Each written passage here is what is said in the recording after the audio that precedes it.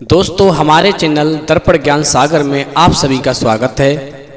मित्रों, एक बार भगवान शिव कैलाश पर्वत पर बैठे थे तो माता पार्वती से कहते हैं, पार्वती आज मैं तुम्हें एक ऐसी कहानी सुनाता हूँ। यदि इस कहानी को तुमने पूरा और मन से सुना तो निश्चित ही तुम्हें एक ऐसी ज्ञान की बात प्राप्त होगी जिससे तुम्हारा मन प्रफुल्लित हो जाएगा। वहीं माता पार्वती कहती हैं, प्रभु पहले मुझे ये बताओ कि कहानी सुनने के बाद में मुझे कौन सी ज्ञान की बात प्राप्त होगी। तो भगवान शिव कहते हैं, पार्वती तुम्हें ज्ञान की बात प्राप्त होगी कि केवल 4 चीज़ों की वजह से इंसान को जवानी से बुढ़ापे तक अपमानित होना पड़ता है।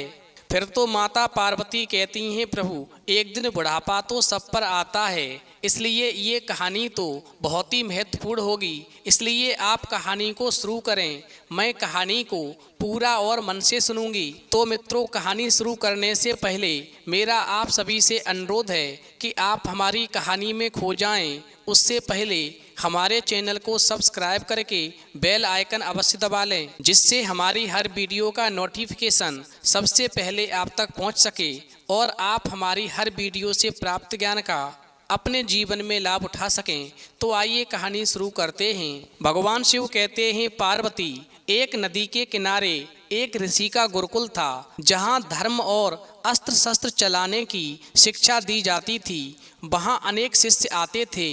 गुरुकुल में कड़ा अनुशासन था। गुरु की आज्ञा का पालन करना और आपस में मित्रता का व्यवहार करना उस गुरुकुल का पहला नियम था। वहीं गुरुकुल में अपने बच्चों को भेजने के बाद माता पिता निश्चिंत हो जाते थे।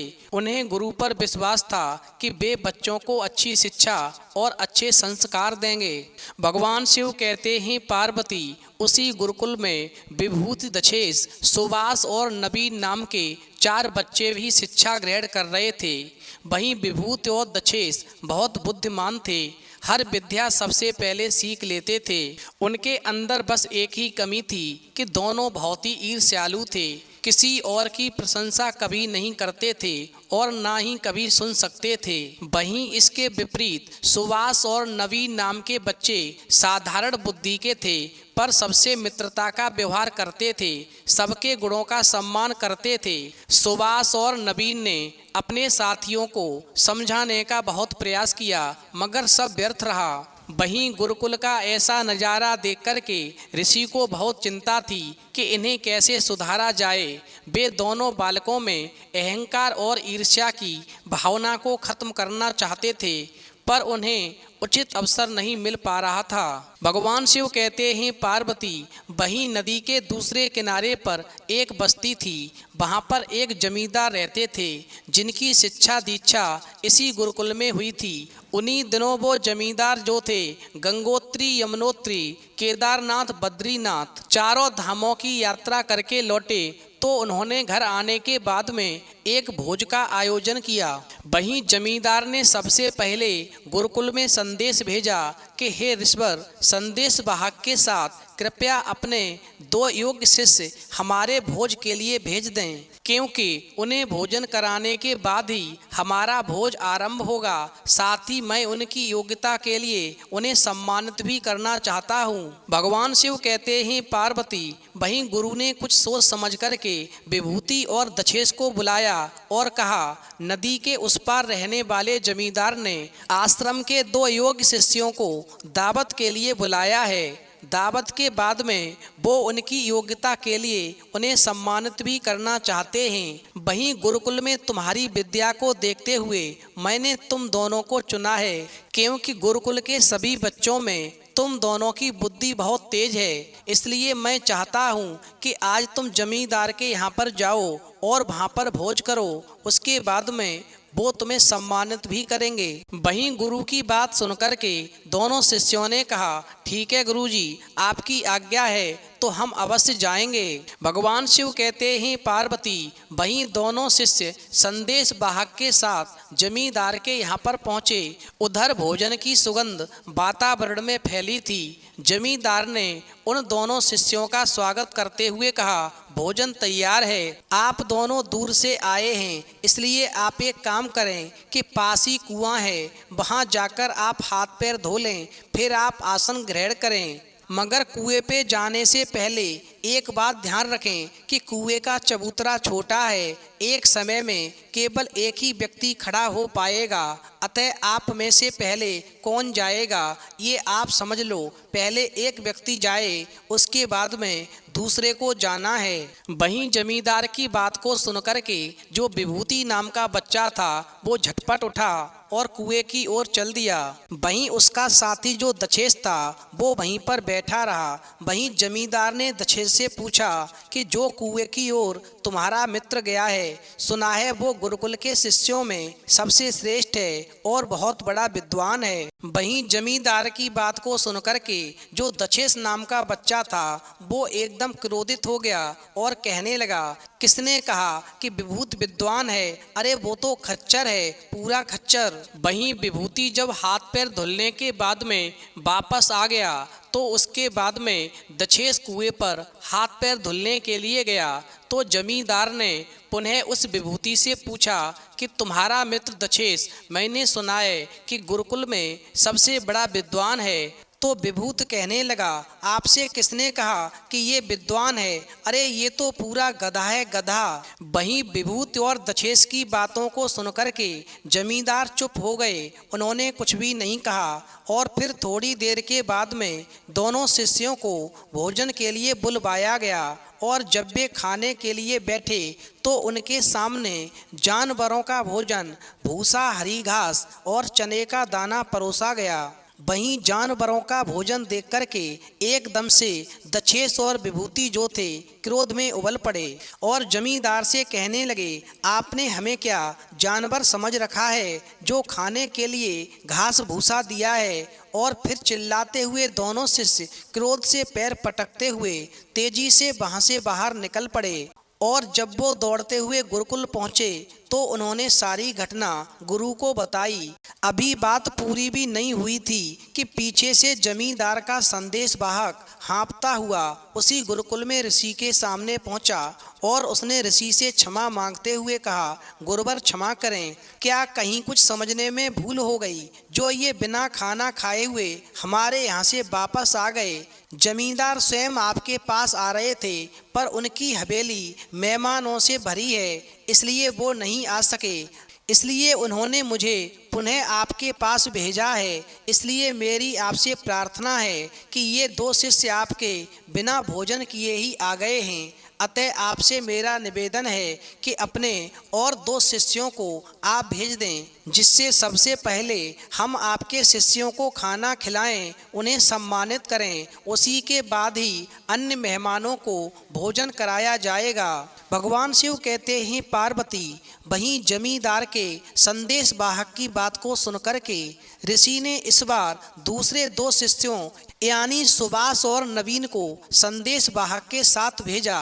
वो दोनों जमींदार के यहाँ पहुँचे तो जमींदार ने उनसे भी बारी बारी कुएं पर जाकर हाथ पैर धोने के लिए कहा। वहीं पहले नवीन कुएं की ओर गया और सुभाष वहीं पर बैठा रहा तो सुभाष को अकेला देख करके जमींदार ने फिर वही बात कही कि सुना है मैंने जो कुएं की ओर तुम्हारा मित्र गया है वो गुरुकुल में सबसे श्रेष्ठ और बहुत विद्वान है। वहीं जमींदार की बात को सुनकर के सुभाष कहने लगा, आपने ठीक सुना है, गुरुकुल में रह कर के गुरुवर से हमें रोज अच्छी बातें सीखने को मिलती हैं।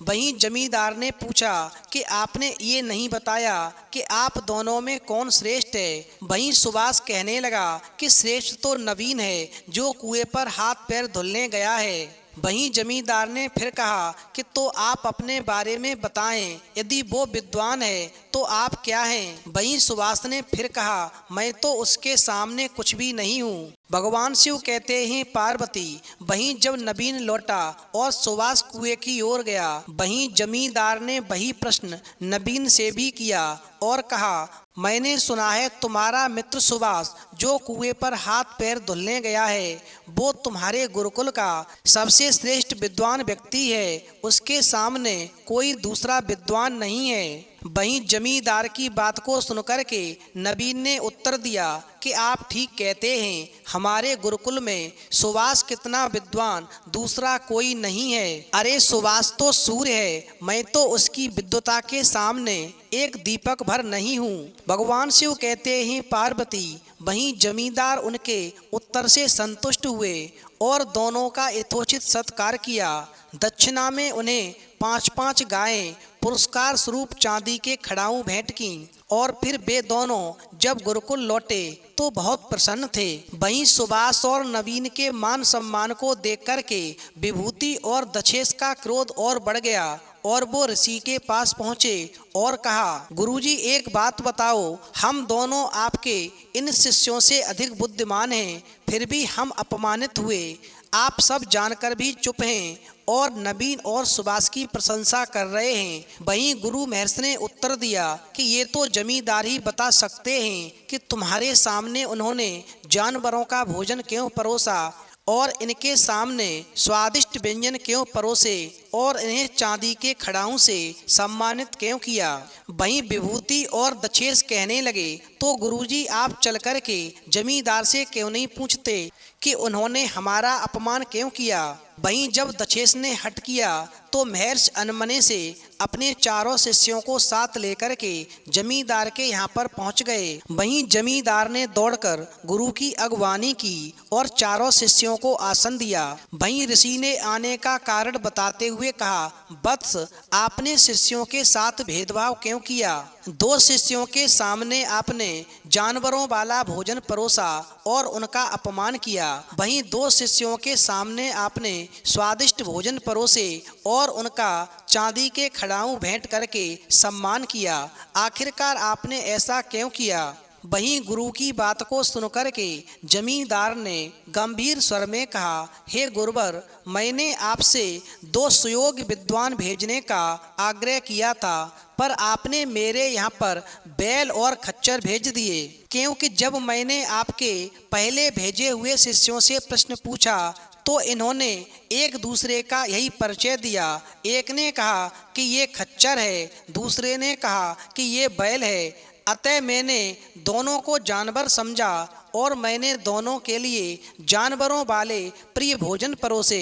और यदि मुझसे कोई भूल हो गई हो तो मैं क्षमा चाहता हूँ। वहीं जमींदार की बात खत्म होने से पहले विभूति और दक्षेश का सिर शर्म से झुक गया और उन्हें अपनी भूल महसूस हुई और उन्होंने जमींदार से क्षमा मांगी। भगवान शिव कहते हैं पार्वती। फिर अंत में गुरु ने उन दोनों शिष्यों से कहा कि अहंकार और ईर्ष्या के कारण तुम दोनों में प्रेम नहीं है, पारस्परिक सद्भाव नहीं है। इसी कारण तुम दोनों योग्य होकर भी अयोग्य सिद्ध हुए और सभा में अपमानित हुए। वहीं सुभाष और नवीन तुम दोनों की अपेक्षा कम योग्य हैं, पर वे विनम्र शिष्ट और एक दूसरे के प्रति मित्रता का भाव रखते हैं। इसी कारण आज यहाँ सम्मानित हुए।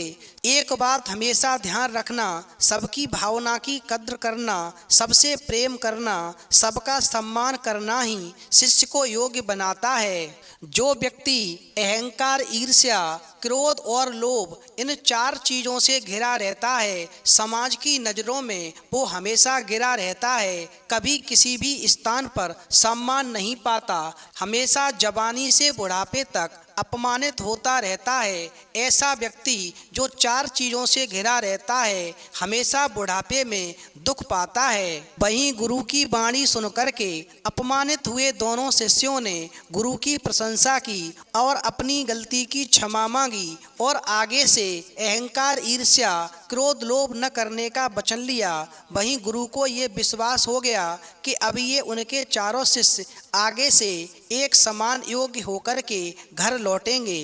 वहीं भगवान शिव कहते हैं पार्वती, मेरी कहानी पूर्ण हुई। अब तुम बताओ, तुम्हें इस कहानी से कौन सी ज्ञान की बात प्राप्त हुई। तो माता पार्वती कहती हैं, प्रभु वास्तव में इस कहानी से सीख मिलती है कि अहंकार, ईर्ष्या, क्रोध, लोभ जो भी व्यक्ति करता है उसकी जवानी और बुढ़ापा दोनों खराब हो जाते हैं। ऐसा व्यक्ति जवानी से बुढ़ापे तक अपमानित होता रहता है और जीवन में कभी भी सुख नहीं पाता। इसलिए यदि जीवन में सुख पाना है तो अहंकार, ईर्ष्या, क्रोध और लोभ से हमेशा दूर रहना चाहिए। तो मित्रों, यदि आपको कहानी पसंद आई हो तो प्लीज आप हमारे चैनल को सब्सक्राइब करें और भगवान शिव और पार्वती के लिए एक लाइक करना न भूलें।